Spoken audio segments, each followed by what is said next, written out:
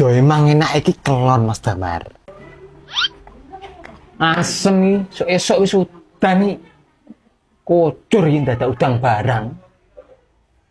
Iya demen yo lek penake udan ngene iki turu. Yo emang enak iki kelon Mas Damar.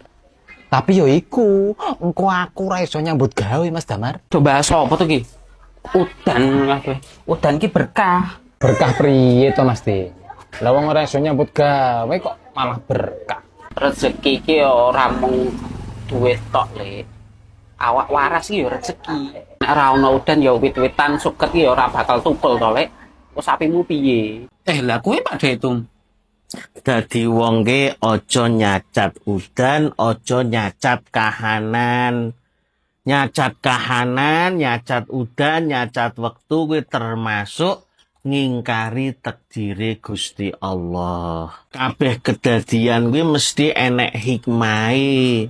Ora bakal sia-sia apa sing wis dikersake karo Gusti Allah. Disyukuri, tetep semangat.